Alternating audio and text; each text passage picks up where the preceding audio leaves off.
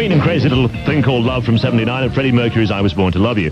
Now, it's sort of new listeners start here. This has been the longest running saga since Laura's first love, I would say. About 6 weeks ago, I had a phone call saying, would Freddie Mercury be nice and all the rest of it, and would you like to talk to him? We'll put him on the program. I said, yeah, great. If Freddie Mercury is prepared to do that, I would be absolutely thrilled, because he does not give interviews. There's no way Freddie Mercury ever gives interviews. Like the last one I know about was given 10 years ago. So everything was set up. The BBC ground its way into operation. We found a bicycle, and everything was organised. And then Freddie became acutely ill, and I mean really ill, because I talked to his manager, and he explained that he was very ill. But you tend to think in the back of your head, maybe the guy isn't ill, maybe he just doesn't want to do the interview, which is entirely fair enough. Maybe he's just being polite. So on Saturday, we trolled round to the Queen's offices, which is, not the Queen, to Queen's offices, which are in Bayswater, and we went to see the man. Now, it's very regal there. I mean, you don't just walk in and say, hello, Freddie. You go upstairs and you have a cup of tea, and Freddie makes the entrance, you know? It's like Mick Jagger, actually, because Jagger does the same thing. When you're ready and when they're ready and when everything looks perfect, he walks in. But quite unlike Jagger in another way, because when he walked in, he sat down and said hello, and we started chatting.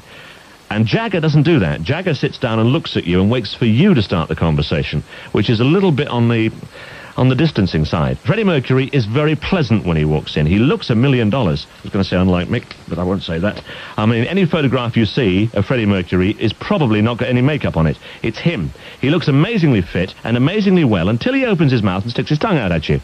And then you see a tongue which has got a duffel coat on it. Probably the most unhealthy sight I've ever seen in my life, and I suddenly realised that he had been quite ill and still wasn't well by any means. So we settled down, and I got the tape machine out, got it working, which is a miracle.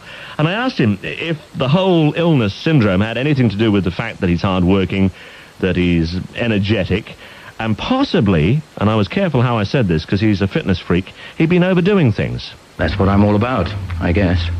But I think the way people get news is whenever something goes wrong. I mean, and that's newsworthy, isn't it? So, I mean, over the past 6 months or whatever, it's either I've broken my leg, I lost my voice in South Africa, or something's happened. And, you know, it does take its toll. I mean, I have been working very hard. I was doing my solo project, and I was also working with Queen.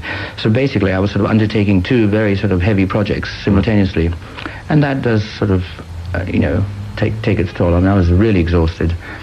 And because normally what happens, I mean, if I do an album with Queen, okay, we go into studios and, you know, you work, you know, day and night or whatever, and then you have a rest period and then you go on tour. But I had to sort of do it in between times, and there were so many times where I had to just stop working and do things with Queen, like even if it's a video or do the odd show or whatever. But then the moment I finished my solo project, I mean, I had to go on actual tour with Queen, so I had to go to sort of Australia and Japan, and I was virtually trying to get rid of what I've actually done in the studios, which is my solo stuff, and actually sort of say, okay, now I'm with Queen. And I didn't have enough time in between to actually sort of think about things like that. So I was just embarking on all kinds of things, you know, like press receptions and things, which I hate doing anyway. I'll ask you about that, because you don't like doing interviews, and you said you don't like doing interviews like this, and I wonder why. I just hate talking to people about myself, basically. Yeah. When I talk to people, I like to talk about them and more interesting things, actually. Because I guess, I mean, I think after 13 years or whatever, I know, you're going to say no, but I just think people know just about everything about me. Mm. And so basically I'm just saying the same old things, you know, after 13 years. And I find it I think it's not very interesting, to be honest, and talking about myself, but there you are. Well, let's talk about you. Let's see how interesting it really is. I'm sorry, you're going to have to do it. Yeah. So tell me about you. Tell me whether you are an egomaniac hiding under a modest, shy, retiring foreground, or whether you're actually rather a quiet bloke. I'm a bit of everything. I am, actually. That's what it takes, to be honest. I can sit here and say I'm a wonderful person. It's a combination of a lot of ingredients, actually. You know, I can be a real bitch. But I think in the public eye, you see, what's been put across, of course, is my stage persona, which is very arrogant, very aggressive, or whatever. Mm. And that sort of comes into light, and then whenever people want to talk about me, or when they see me in public, they're tuned to what they see, and they just think I'm arrogant or whatever. And in one way that's nice, because I don't want everyone to know about my real inner feelings, because that's my private life, I think. So I think there are very few people, basically, people who I call very close friends who actually know the other side of me. So, I mean, you know, the last thing I want, and the papers will never write about the fact, oh, look, he's real nice underneath it and things like that, you know. But there are two sides to me, you know. I think there are many sides to most people. So is it insecurity? Because when you walked in the room, which is the first time I've met you, you came in here like the wrath of God. I mean, you weren't unpleasant, but you came in here very hard, very fast. Maybe, yeah, but that can be me too, you see. I mean, just, you have to get to know me. And now sort of, I mean, like, that's talking on a one-to-one basis like this. It's very intimate, and I don't really know you anyway. And therefore, I find it very hard to open up, and that's the whole thing, you know.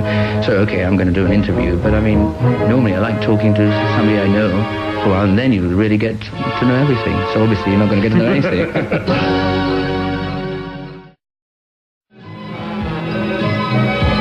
Title track from the new album, which is Mr. Bad Guy, which was an album we focused on quite a lot during the conversation.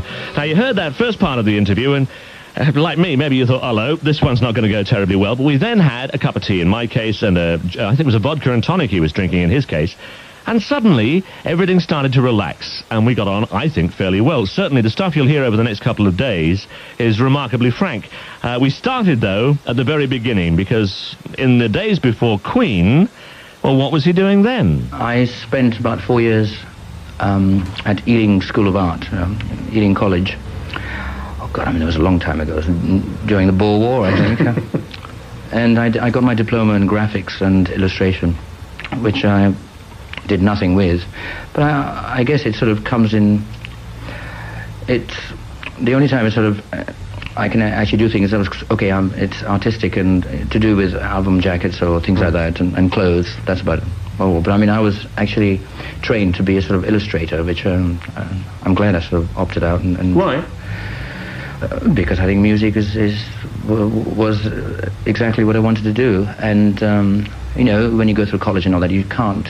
Especially in those days, you can't just say, okay, I'm going to be a musician. It's a very risky business, and in those days even more so, I think, because I remember at the time when I sort of opted out. I mean, it was always music at the time was always regarded as okay, art school rejects always take on that sort of role and things. So I remember Pete Townsend actually went to that college before me, and it wasn't a very it was very sort of scary, a very risky sort of career to embark on. Did you think of it as a career?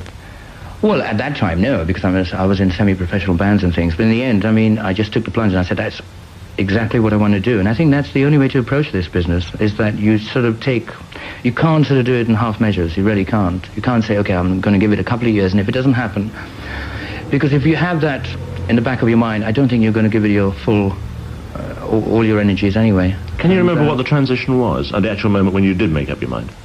Well, I think, it took 4 people because it was a quartet, and the thing is, I'd actually got my degree, and I just said, fine, you know, I'm very into singing, and I want to make something out of it, and I just said, I don't want to do anything else, and I was quite prepared to starve, which I did anyway, and just make a go at this, and nothing else. You have to believe in it, and I just believed in it, and I just said, it doesn't matter how long it takes, I'm going to do this. And you have to have a certain amount of confidence and arrogance and all that, you know, and your egos have to be there as well. You know, you can't be a nice guy in this business. Yeah, but it's superficial nastiness and arrogance, isn't it? Because it's actually assumed a great deal of it. It depends. It depends in which areas. Business-wise, I'm a real. Are you? Oh yes, you have to be hard. I'm very hardened, and I think over the years, through experience and everything, you really get you get into the situation where you put all your defences up, which I normally wouldn't want to do, but I mean, you just have to, otherwise you get, I'm sure a lot of people have told you that, but you just get broken down. I mean, it's so easy to be trodden on that you have to be hardened to the fact very early on, so you know how to, you just have to, it's like playing dodgems, really. It's rock and roll dodgems. You just have to sort of dodge those spears at all times, and the higher up the ladder you go, the more problems you get and the harder it becomes. And so there are even bigger pitfalls. But I mean, that's what you sort of aim for, really. It's the ultimate, you know, that's your goal. So I mean, I'm not sort of asking for sympathy or anything. I'm just saying that's what it's all about. And if anybody wants to embark on it, it's not an easy escalator to success, I tell you.